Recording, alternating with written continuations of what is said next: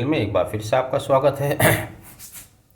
आज हम supreme court द्वारा section 65B Indian evidence act पर दिए गए निर्णय पर चर्चा करेंगे। यह निर्णय महत्वपूर्ण होने के साथ साथ कुछ कन्फ्यूजन भी क्रिएट करता है, जिस पर माननीय उच्चतम न्यायालय पूरी तरह से खामोश है। अब चूंकि इस तरह का निर्णय दिया गया है और उसी के ऊपर चर्चा चली है, अभी हाल ही में निर्णय यह भी आया था कि जो आपने प्रेयर की है उससे अलग आप रिलीफ नहीं ले सकते। तो माननीय उच्चतम न्यायालय इसलिए भी उसी लाइन पर चला है जो नीचे से प्रेयर होती आई है। पहले आप 65 समझ लें। सेक्शन 65 दरअसल धारा 65 इंडियन एविडेंस एक्ट बताती है इलेक्ट्रॉनिक एविडेंस के संबंध में कि आप कब और किस तरह से इलेक्ट्रॉनिक एविडेंस प्रोड्यूस कर सकते हैं। उनकी प्रक्रिया बताई गई है। स्पेशल प्रोविजन दिए गए हैं 65A में और 65B में उनकी एडमिजिबिलिटी बारे में बताया गया है कि कब उन एविडेंस को एडमिट किया जा सकता है। तो जहाँ तक इलेक्ट्रॉनिक एविडेंस की बात है वहाँ पर मैं ब्रीफ कर दूँ। अगर आप कोई कंप्यूटर की हार्ड डिस्क, मोबाइल की recording chip, CD drive, pen drive साक्ष्य में देना चाहते हैं तो उसके लिए शर्त यह है कि आप एक सर्टिफिकेट देंगे 65B के एविडेंस के साथ। यदि वह सर्टिफिकेट आपने प्रोड्यूस नहीं किया है तब वह एविडेंस मान्य नहीं होगा, पढ़ा नहीं जाएगा। लेकिन यहाँ पर यह भी प्रावधान किया गया है कि अगर वह एविडेंस जिस डिवाइस से बनाई गई है, तैयार की गई है, वही एविडेंस आप सबमिट कर देते हैं तो आपको 65B के तहत प्रमाण पत्र देने की आवश्यकता नहीं होती। तो इसमें ये भी बातें आई हैं। अब देखिएगा इंटरेस्टिंग बात क्या है, तथ्य क्या है। दरअसल जिस निर्णय की हम बात कर रहे हैं माननीय उच्चतम न्यायालय के एकल बेंच श्री राजेश बिंदल द्वारा SLP नंबर 6548/2022 में सुनाया गया है, जो कि बेंगलोर में हुए एक सीरियल बम ब्लास्ट के संबंध में है, जिसका टाइटल है state of Karnataka versus T Naseer उर्फ नासिर उर्फ तन्यावदिता नसीर उर्फ हमराजी उर्फ हाजी व अन्य। यहाँ पर होता क्या है, CFSL रिपोर्ट आती है। CFSL रिपोर्ट को ट्रायल कोर्ट मानने से इनकार कर देते हैं। उनका कहना था चूँकि जो इलेक्ट्रॉनिक डिवाइस एविडेंस दिया गया है जिसके संबंध में CFSL रिपोर्ट आई है, उनके साथ में 65B का सर्टिफिकेट नहीं दिया गया है, इसलिए ये एविडेंस ही मान्य नहीं है।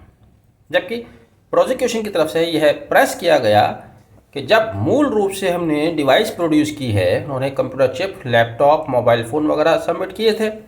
उनका कहना था कि जब हमने मूल रूप में सबमिट कर दिया है, ओरिजिनल डिवाइस सबमिट कर दी हैं, तब 65B के तहत मांगा जाने वाला सर्टिफिकेट अमान्य है, उसकी ज़रूरत नहीं होनी चाहिए। लेकिन फिर भी उन्होंने न्यायालय का सम्मान करते हुए 65B के तहत प्रमाण पत्र के लिए अप्लाई किया और जो प्रमाण पत्र आ जाता है वह न्यायालय के सामने उसको प्रोड्यूस कर देते हैं।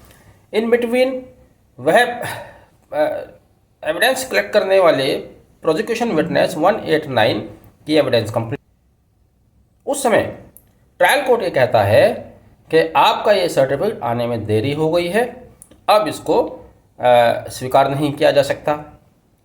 चूँकि आप खुद लेकर आए हैं, एविडेंस हो चुकी है, तब वह 311 CRPC के तहत प्रोसिक्यूशन की ओर से एक एप्लीकेशन दी जाती है। वहाँ पर वह प्रे करते हैं कि साहब हमारा PW 189 को रिकॉल कर दिया जाए और उन्हीं से आप ये सर्टिफिकेट मंगा लें। धारा 311 CRPC के तहत दिए गए प्रार्थना पत्र को भी ट्रायल कोर्ट डिसमिस कर देता है। उनका कहना है कि भाई एविडेंस उनकी हो चुकी है, अब काफ़ी देरी हो चुकी है, इसलिए उनको रिकॉल नहीं किया जा सकता। इस निर्णय के विरुद्ध प्रोसिक्यूशन हाई कोर्ट आते हैं। हाई कोर्ट ने भी ट्रायल कोर्ट के द्वारा दिए गए निर्णय को स्वीकार किया, लेकिन सुप्रीम कोर्ट की एकल बेंच ने इस निर्णय को पलट दिया। और पलटते हुए क्या कहा, यह इंपॉर्टेंट बात है। माननीय उच्चतम न्यायालय ने कहा है कि 65B के तहत दिया जाने वाला प्रमाण पत्र किसी भी ट्रायल के किसी भी स्टेज पर एट एनी टाइम प्रोड्यूस किया जा सकता है। यानी कि माननीय उच्चतम न्यायालय ने स्पष्ट कर दिया कि जब आप इलेक्ट्रॉनिक एविडेंस देते हैं, उसके साथ दिया जाने वाला सर्टिफिकेट यदि आपको प्रोड्यूस करना था और उस समय वो आपके पास अवेलेबल नहीं है, तब आप उसको बाद में भी प्रोड्यूस कर सकते हैं। इस तरह से माननीय उच्चतम न्यायालय द्वारा ट्रायल कोर्ट और हाई कोर्ट के निर्णय को पलट दिया गया।